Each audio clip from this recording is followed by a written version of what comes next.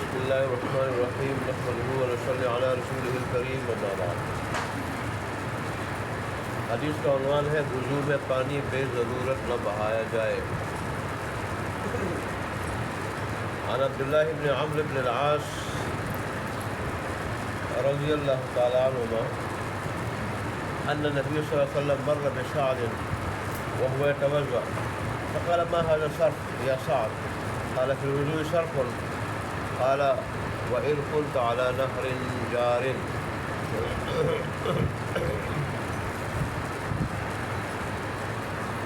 حارث عبداللہ بن عمر بن عاص رضی اللہ عنہ ان سے روایت ہے، وہ کہتے ہیں سعد بن وقاص میں وضو فرما رہے، یہ وضو کر رہے تھے تو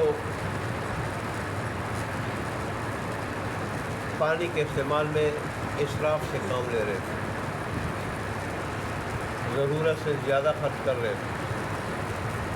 تو رسول اللہ صلی اللہ علیہ وآلہ وسلم نے جب دیکھا تو انہوں نے کہا سعد یہ کیسا اسراف ہے، یعنی پانی بے ضرورت کیوں بہایا جا رہا ہے؟ تو انہوں نے تعجب سے پوچھا اللہ کے پیارے رسول کیا وضو میں بھی اسراف ہے؟ یعنی وضو کے وقت میں بھی زیادہ پانی نہیں استعمال کر سکتے؟ رسول اللہ فرمایا ہاں، وضو کے وقت کی ضرورت سے زیادہ پانی استعمال نہیں کر سکتے ہو اگر کہ تم جاری نہر پہ بیٹھ کے وضو کر رہے ہو، جاری نہر پہ بیٹھ کے وضو کر رہا ہو تو وہ بھی بے ضرورت پانی نہ بہائے۔ بے ضرورت پانی بہانا یہ اسراف کا داخل ہے۔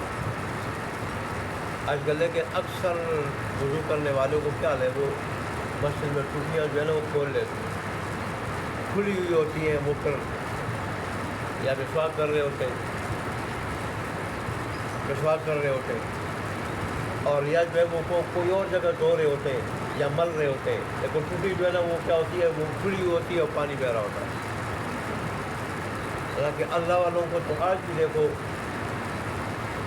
جس وقت وہ چہرے کو مل رہے ہوتے ہیں تو اس وقت بھی جو ہے نا ٹوٹی بند کر لیتے ہیں، اور جب مل لیتے ہیں پانی ڈالتے ہیں اس وقت کھول لیتے ہیں۔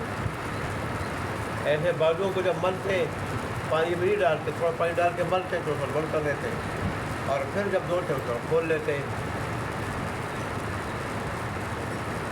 تو بہرحال بلا ضرورت پانی بہانا اس سے رسول اللہ نے منع کیا ہے اور فرمایا یہ اسراف ہے۔ اور اسراف کے بارے میں اللہ نے فرمایا ان المبذرین کانوا اخوان الشیاطین، اسراف کرنے والے شیطان کے بھائی۔ اللہ اکبر۔ ایک بات تو یہ ہو گئی۔ دوسری حدیث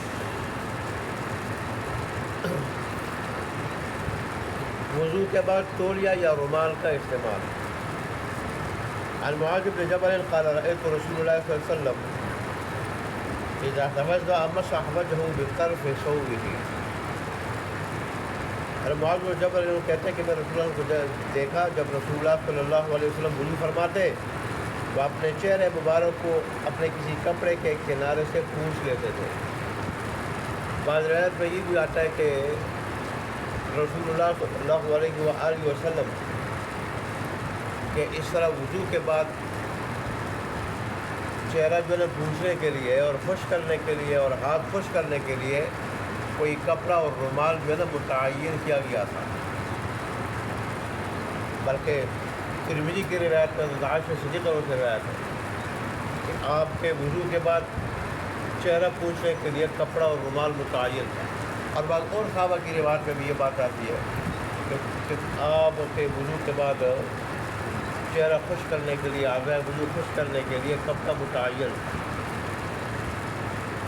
تو اکثر تو آپ ایسا کرتے ہوں کہ جو متعین کپڑا تھا، رومال تھا یا دوسرا کوئی کپڑا تھا، تو اس کے ساتھ جو ہے نا وہ چہرہ پوچھتے ہوں، خشک کرتے ہوں۔ اور کبھی ایسا بھی کرتے ہوں کہ آپ کے پاس جو کپڑے ہوں کپڑوں میں سے کسی کپڑے کے کنارے سے آپ جو ہے نا وہ چہرہ مبارک خشک کرتے ہوں۔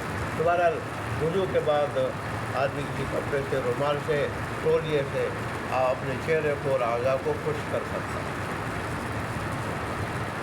بعض روایت میں بھی آتا ہے، غالباً میں جو دور حدیث کو پڑھ رہا تھا مجھے یاد ہے کہ اس میں ہے کہ وہ رسول اللہ صلی اللہ علیہ وآلہ وسلم نے زبانی منع کیا ہے کہ وضو کے بعد تم آگے وضو کو چہرے کو نہ کچھ کیا کرو، یہ آپ کو خود اپنا عمل یہ تھا۔ تو پھر انہوں نے کہا کہ دونوں روایات پہ تطبیق یہ ہے کہ صرف جو پانی ٹپک رہا ہوتا ہے، پانی اتنا خشک کرے کہ وہ ٹپکنا بند ہو جائے، اتنا خشک کرے ٹپکنا بند ہو جائے، اور زیادہ جو خشک نہ کرے، کیونکہ جو چیز اللہ کو محبوب ہو تو اس کی علامتیں بھی اللہ کو محبوب ہوتی ہیں۔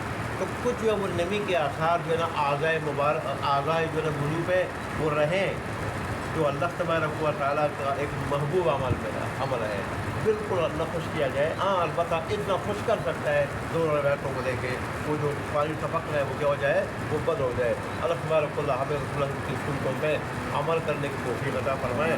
ظاہر دین ہم زندہ کریں گے تو اللہ کے نزدیک ہم زندہ ہیں، دین ہم زندہ نہیں کریں گے تو اللہ کے نزدیک ہم مردہ ہیں۔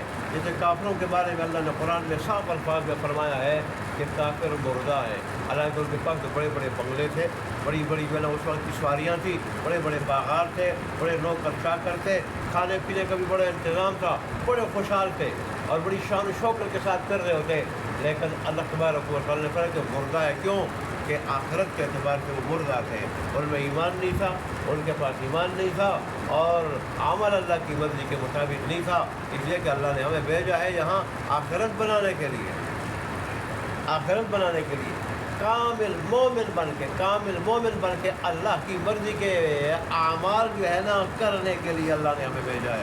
تو جو اس طرح دنیا میں رہتا ہے اللہ کے نزدیک زندہ ہے، کیونکہ مقصد حاصل کر رہا ہے، اور جو اس طرح جو ہے وہ نہیں رہ رہا ہے اللہ کے نزدیک وہ مردہ ہے کہ وہ اپنے مقصد کو بلا بیٹھا ہے۔ اللہ تبارک و تعالیٰ ہمیں عمل کرنے کی توفیق عطا فرمائے۔ وآخر دعوانا الحمدللہ۔